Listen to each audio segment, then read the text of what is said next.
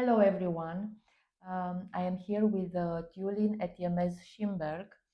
She is one of our guest trainers in this year's Regression Fest, Beyond I Am Not Good Enough, and she will offer a workshop on setting healthy boundaries. Tulin has over 20 years of experience as a regression therapist, and she is one of the founding members of EARTH, which is the International Association of Regression Therapists worldwide. I was 7 years in the board, and since the beginning, I'm in the program committee. So it's 20 years experience with Earth Association, and also I have 15 years experience with training people. Yes. So it's a lot of value and richness that I'm sure that you will bring into our first edition of this online Yes, festival. I'm very delighted to be invited. Yes, thank you so much for saying yes to us. And please tell us how did this theme of not being good enough or not being enough showed up in your personal life, in your personal process? Actually, it was affecting my childhood very much because my grandparents were teachers.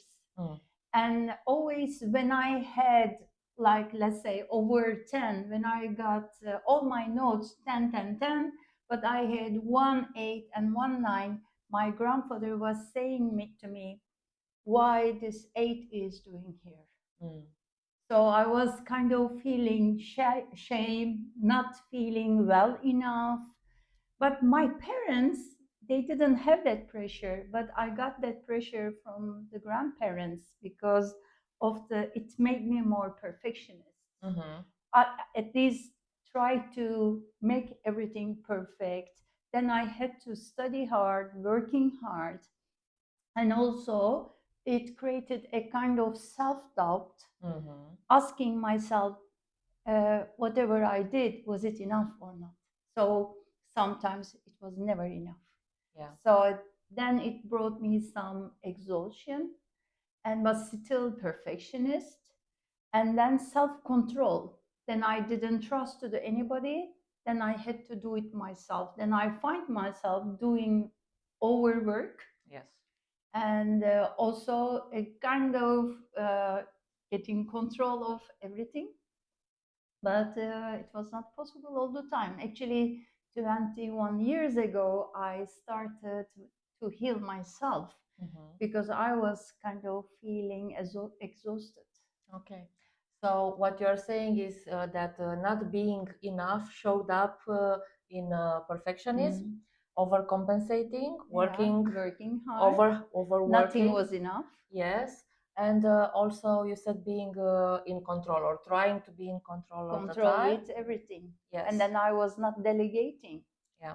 And also self-doubt. So there are 5 ways that this not being good enough affected you or showed up in your life. And then I was all the time to lead everything. Yes.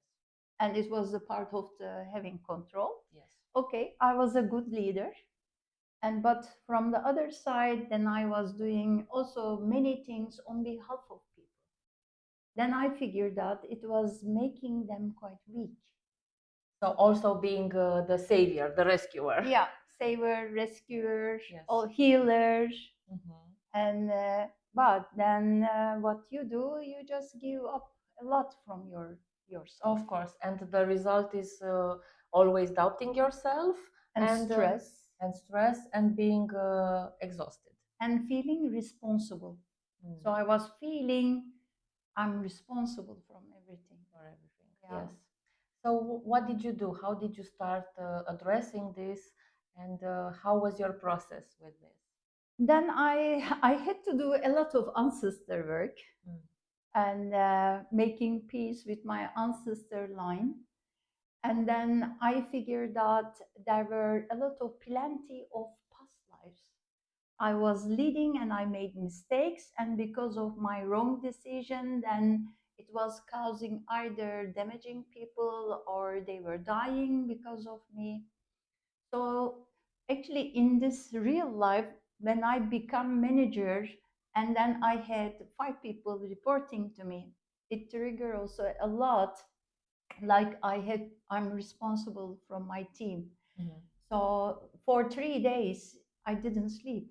So I was kind of wondering what is the reason. Then one by one, I was looking what was the impact behind, and I did a lot of past life work.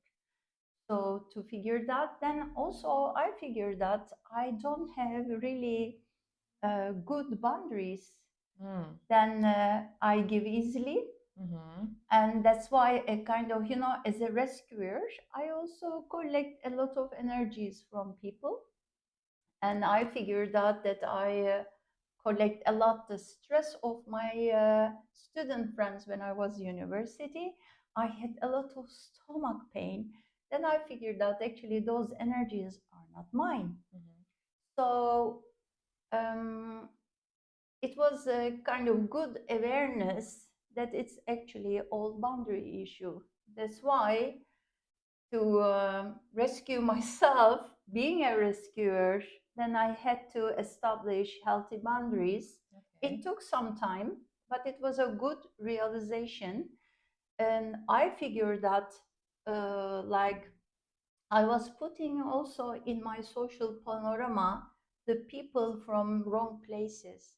Like when a friend of mine, a good girlfriend of mine, like betrayal me, I was feeling that that betrayal was as if from a sister, from a family member.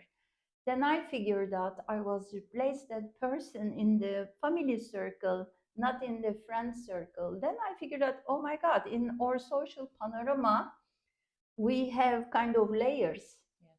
And replacing people, oh, she was like my family. Yes. So it's actually, she's not, she's a friend. So giving meanings and replacing them in a wrong area in your social panorama is creating the problems.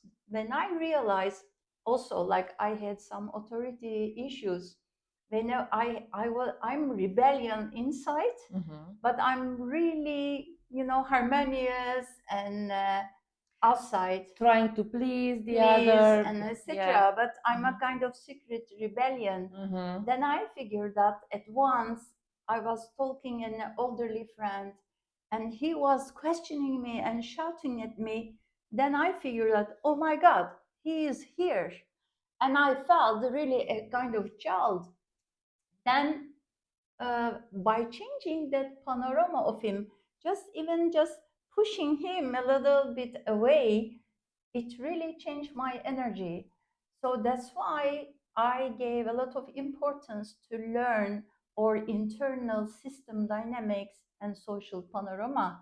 And sometimes, if you change those sub representations, and actually you can change a lot. Then I figured out those are working much more with the teenagers, with the young children. Sometimes they get problem with their mathematics teacher or etc. Especially high school exams is a good, has a very important thing in our country. I don't know in yours. Oh, I know, and my daughter is right at that point this year. So I figured out actually it's also, again, it's a healthy boundary issue, and it's a social panorama issue. With changing very little things, then you can help a lot, especially to the young people, because they are open for everything. So that's why I'm quite enthusiastic to teach to especially to the young people, how to set boundaries. How to set boundaries, because it's affecting their lives. Yes. When you are 70 and over 70, it's okay. What we are going to do, help you to die well. But for the young generation, when you make a little shift, it affects whole their life. And I see it from my life, and I thought that it's a kind of simple and important clue. So in the Regression Festival, I will be happy how we can replace people in the right position, how we can change their meanings. So this is your workshop about setting healthy boundaries, and then this is what you are going to do in your workshop. Yes, the setting up the boundaries is another thing, but replacing a kind of healthy circles is also another layer. So we will not only do the only healthy boundary, but we will also, how can we position the people in the right place and with the right meaning in our lives. Yeah, so there will be two different layers, and I have plenty of nice exercises, and I will be happy because I work a lot, especially in India, in Turkey, in Romania. Yeah. And so how do you see this? I guess this theme of not being enough is everywhere around the world. It's everywhere. Yeah. Do you see any differences or something particular in different cultures? Yes, because my husband is Western. He's from Luxembourg. Then I see sometimes in the Western world, it's also too thick boundaries. It's a kind of what I observe. I may say the Eastern countries or East cultures, they have, it's part of your culture because you learn that it's valuable to give. Yes. Then you devoted your life for others. But what about your dreams? Yes. And so you give up a lot from yourself. So but this is for us in the East. Yeah. on one hand, on one extreme. So, but then, like when I met with the Western culture, then it's a kind of it's like a wall. It's so on the other extreme. It's another extreme polarities. Yes. So yes. Healthy boundaries means it doesn't mean that it's energy is not floating. It's a kind of semi-transparent kind of boundary. Then you can receive low and high frequency energies. You can let in and out, but also when for the like anger, hate, and we see a lot of negativity outside. So it's also healthy boundary protects us from the outside energies, which is quite important because the environment, the places, everywhere is we are not so much aware to what we are exposed to. So that's why that healthy boundaries in an unconscious level, it also creates a kind of filter. We need a kind of healthy filter. But as I said, in the Western world, those filters are so close and so tight. I think it also needs some flexibility. Okay. So it's about finding the way in the middle to set healthy boundaries. So you will work with this in the 3-hour workshop that you are going to offer. What is going to be the main takeaway for a participant in your workshop? What are you going to do? What is going to be the experience about? So what they can do in a work environment, in a family environment, in a friendship environment, also with the nature, they can have a kind of healthy and balanced system. They can protect their energy. Also, they also like, of course, we are a part of the life and there are disappointments. So they can center themselves more easily. And also they can learn how they can change the meaning of their internal systems. And also maybe they are stuck in the past. Oh, she did or he did this to me, and etc. So or they afraid, they have anxiety that something is going to happen, so they can release the past and they can have more balanced feelings for the future, because we are creating the future from this moment. So when we heal the moment, past and the future heals itself, as shaman says.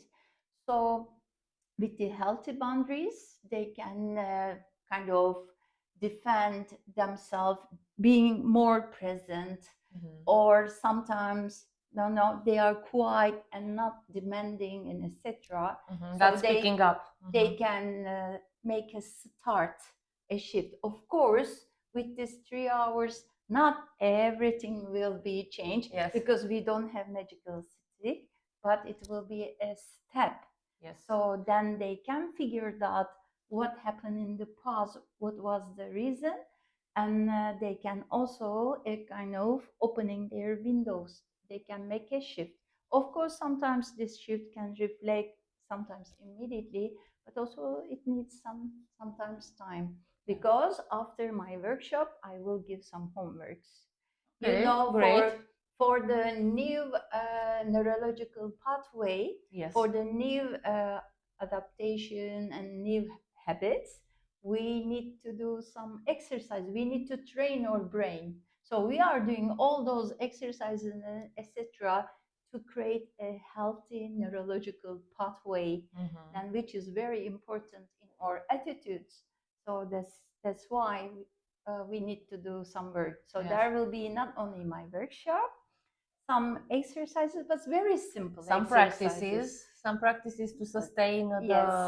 the what they find out Yeah. in the workshop, and what shifts during the workshops. But during the workshops, the workshop, how are you going to do all this? Is it going to be experiential? Yes, I will explain the dynamics, of course, but then we will do a lot of exercises together. And then I will do some journeys together. Then they will work on their own social panorama. And so there will be plenty of exercises. And I think in a very short time, in 3 hours, sometimes it passes very quickly, but we can do a lot also in that time frame. Yes. And I fully trust you, because you have so much experience, and I've seen you doing lots of stuff and things in 3 hours, which are really transformative. Yeah. Because I saw you working in 3 hours workshops.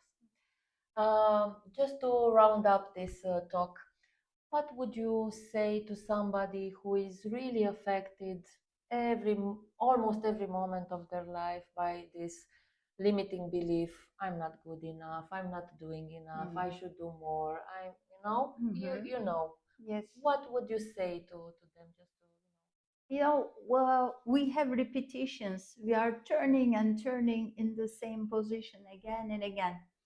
It can be like a tide turning, or it can be a kind of water stream stuck and turning. So we have some repetitions in our Yes. life, but it is not end of our life, and we can change it. Whatever in the past it happened, we cannot change the past, but we can change the emotions, feelings, and learnings and belief systems of the past. Everything is actually established with the meaning we gave to the event, and sometimes not same event is affecting us equally. Even in the family, the siblings, they are not affected from the same event with the same impact. So just give you a chance and keep your hope, and don't give up from yourself. And you won't, until the last breath of your life, you can change things. So, and it's worth to do it, because you are valuable, we are valuable, and we are not doing this for others, we are doing this for ourselves. The thing is, as you know, we did a lot of ancestor work. What we change here, it's also affecting the future generations, and also we are releasing the burden of the past. It doesn't matter people believe in past lives and etc.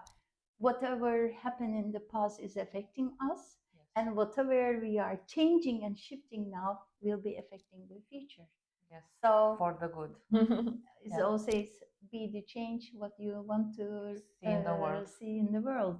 So the outside world is actually suffering from not being having healthy boundaries. So it's all the wars, all those, imagine that each country is a kind of has personality. Yes. So it's kind of taking, giving, or fights and etc. It's all boundary issues. So we can start from ourselves. True. This is very encouraging. Thank you so much, My Tulin. pleasure.